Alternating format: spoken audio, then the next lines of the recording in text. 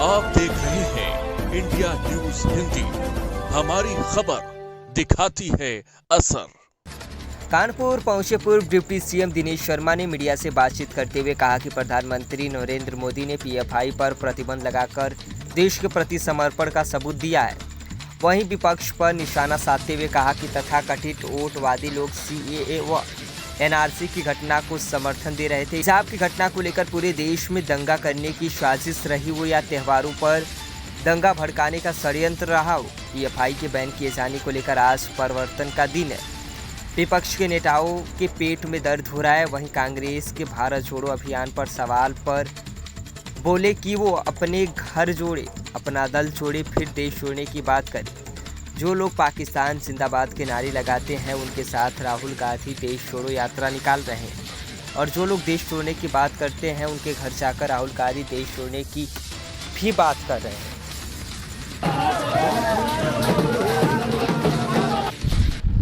अपने देश के प्रति समर्पण का आज सबूत दिया है और उन्होंने पीएफआई पे प्रतिबंध लगाकर ये सिद्ध किया है कि देश की अस्मिता, देश की सुरक्षा और आतंकवाद की किसी भी प्रकार का प्रयास का कोई भी स्थान भारतवर्ष में नहीं है। जम्मू और कश्मीर में 370 और 35A को हटाने के बाद उनकी दृढ़ इच्छा शक्ति बिल्कुल जग जाहिर हो चुकी थी कि माननीय प्रधानमंत्री श्री नरेंद्र मोदी जी के नेतृत्व में भारतवर्ष हमारा सुरक्षित रहेगा। जिस प्रकार से पीएफआई की गतिविधियां पूरे देश में बढ़ी थी और अप्रत्यक्ष रूप में कुछ तथाकथित, जिनको कहना चाहिए वोटवादी लोग, उनको अपना समर्थन दे रहे थे। और जिस तरीके से सीएए की घटना रही हो पूरे देश में, या आपने देखा होगा कि हिजाब को लेकर एक छोटी सी घटना को पूरे देश में तुल देकर और दंगा कराने की एक साजिश रही हो, या त्योहारों पर दंगा भड़काने का षड्यंत्र रहा हो, बड़े आरएसएस के नेता या बीजेपी के वरिष्ठ लोगों की हत्या का एक साजिश का खुलासा हुआ हो, चाहे इस प्रकार के नारे के सर तन से जुदा, सर तन से जुदा ऐसे नारे लगा के, और राजस्थान में वास्तव में सर को तन से जुदा करने का, अमरावती में सर को तन से जुदा करने का, इस प्रकार के जो दुष्प्रयत्न हुए उसके देखते हुए विदेशी फंडिंग को रोकने के लिए, आतंकी गतिविधियों को रोकने के लिए और इस प्रकार की नराधम शक्तियों पर अंकुश लगाने के लिए आज बहुत बड़ा कदम देश के गृह मंत्री श्री अमित शाह ने उठाया है। और निश्चित रूप में उत्तर प्रदेश में माननीय मुख्यमंत्री जी के सबल नेतृत्व में किसी प्रकार की घटनाएं न होने पावे, इसके लिए पूरा चुस्त दुरुस्त प्रशासन इस बात के लिए संकल्पित है कि पीएफआई ऐसे संगठन कोई बड़ी साजिश ना कर सके।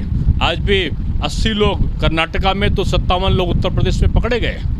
मैं समझता हूँ कि आज एक परिवर्तन का दिन है, एक बड़े कदम का दिन है, और लोगों से यही मेरा अनुरोध होगा कि देश में एकता, समन्वय और सौहार्द, यही हमारे यहाँ की विशेषता है और यही हमारे त्योहारों में परिलक्षित होना चाहिए। क्योंकि अभी दशहरा भी आ रहा है, दिवाली भी आ रही, बड़े बड़े त्यौहार आ रहे हैं। तो देखिए, विपक्ष के नेताओं को एक प्रकार से उनके पेट में दर्द है, इसलिए कुछ लोगों के देश में एक भी सांप्रदायिक दंगा उत्तर प्रदेश में नहीं हुआ है 5 सालों में। हिंदू और मुसलमान मिलकर रह रहा है। मदरसों का आधुनिकीकरण करके उनके बच्चों को भी अब इंजीनियर और डॉक्टर बनने का मौका देने जा रहे हैं, मिल रहा है। और जो सहायता की राशि, चाहे वो आपका गैस का सिलेंडर का हो, प्रधानमंत्री आवास का हो, शौचालय के निर्माण का हो, ऋण की माफ़ी का हो, या सम्मान निधि को दिए जाने का हो, या फ्री में राशन दिए जाने का हो, हर चीज़ में बगैर भेदभाव के, बगैर हिंदू मुसलमान के जिस प्रकार से वर्तमान शासन सत्ता ने काम किया है, तो अल्पसंख्यकों का भारी हिस्सा भी सरकार के कामों से प्रभावित हुआ है और उनके पक्ष में खड़ा हुआ है। आप देखो, इमाम संघ के अध्यक्ष का बयान आया है, मदरसा का सर्वे ठीक है। यानी सरकार हर चीज़ ठीक करने के लिए कर रही है कि इस देश में जो असमानता का भाव है, सबको शिक्षा मिले, सबके स्वास्थ्य की रक्षा हो, ये सरकार कर रही है। और यही दर्द कुछ लोगों के उसमें है, क्योंकि उनको सत्ता से विमुख रहने का जो अब अनुभव है वो काफ़ी लंबा हो गया है। राशन दे दिया, मकान दे दिया, रोजगार की बात अभी भी आपने करी ना, आपकी सरकार कर रही है। वहीं आज राष्ट्रीय सम्मेलन कर रही है समाजवादी पार्टी। हमको लगता है आपको जानकारी का अभाव है थोड़ा। समाजवादी पार्टी अखिलेश यादव ने आज यही कहा। आप मेरी बात को सुनेंगे। 3.5 करोड़ लोगों को प्राइवेट एंटरप्रेन्योर्स में रोजगार मिला और 5 लाख से ऊपर लोगों को सरकारी नौकरी मिली। आज़ादी के बाद क्या इतना लोगों को मिला था? 1 डिस्ट्रिक्ट 1 प्रोडक्ट और इनके अंतर्गत लघु उद्योगों के अंतर्गत भी करोड़ों लोगों को रोजगार मिला है। तो रोजगार देने में अव्वल पूरे देश में आज तक आज़ादी के इतिहास में पहली बार उत्तर प्रदेश हुआ है। इसलिए जो लोग आरोप लगा रहे हैं उनको अधिकार इसलिए नहीं है कि जनता ने अभी 5 महीने पहले इन्हीं सारी मुद्दों पर बीजेपी के पक्ष में अपनी मोहर लगाई है। लोकतंत्र में जनता का जो जनादेश होता है वही होता है। और जहाँ तक आप अधिवेशन में और आरोप की बात कर रहे हैं, जिनके राज्य में गुंडागर्दी थी, जिनके राज्य में 1 लाख लोग भी भर्ती नहीं हो पाए थे, जिनके राज्य में वसूली का और विभिन्न प्रकार के अपहरण का उद्योग बन चुका था, उनको आरोप लगाने का अधिकार क्या है? नीतीश और अखिलेश की जुगलबंदी जो है वो 2024 चुनाव में क्या प्रभाव डालेगी? बहुत लोगों के, पहले तो उत्तर प्रदेश के 2 लड़कों की जुगलबंदी थी, फिर आदरणीय बुआ जी और आदरणीय भतीजा जी की जुगलबंदी थी, और उसके बाद फिर विभिन्न प्रकार के मिले हुए अपना और पराया मिला के 1, 2, 3 वाले कई लोगों की जुगलबंदी हुई।